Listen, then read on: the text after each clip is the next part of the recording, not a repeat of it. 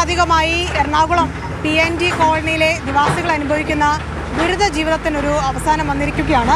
77 കുടുംബങ്ങളെ എനിക്ക് പിന്നിൽ കാണുന്ന ഈ കനാലിനോട് ചേർന്ന് താമസിച്ചിരുന്ന 77 കുടുംബങ്ങളെയാണ് മുണ്ടമേലിയിലേക്ക് മാറ്റിയത്. കോർപ്പറേഷൻ ആളുകളെ പൂർണ്ണമായും മാറ്റിയ ശേഷം ആ വീടുകൾ പൂർണ്ണമായും ഇവിടെ നിന്ന് പൊളിച്ചു നീക്കുകയാണ്. ഇന്നലെയോടെ എല്ലാ ആളുകളും ഇവിടെ നിന്ന് മാറിയിരുന്നു. താക്കോൽ ദാനമൊക്കെ ഇന്നലെ നിർവഹിക്കുകയും ചെയ്തതാണ്. എല്ലാ മഴക്കാലത്തും PNG കോളനിയിൽ ആളുകൾ അനുഭവിച്ചിരുന്ന ദുരിത ജീവിതം നമ്മൾ കാണാറുള്ളതാണ്.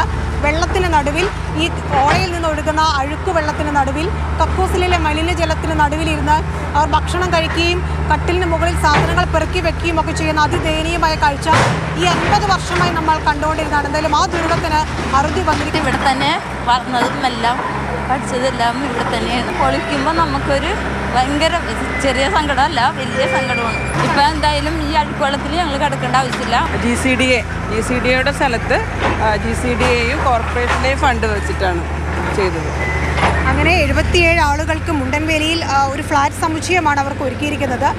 കുട്ടികളടക്കമുള്ള ഒരുപാട് ആളുകൾ കുറേ വർഷങ്ങളായി അനുഭവിച്ച ദുരിത ജീവിതത്തിനൊരു മാറ്റം ഉണ്ടാകുന്നു എന്ന് തന്നെയാണ് ആശ്വാസകരം. ഇന്നലെ മേയർ അടക്കമെത്തി താക്കോൽ ദാനമൊക്കെ നിർവഹിക്കുകയും ചെയ്തിരുന്നു.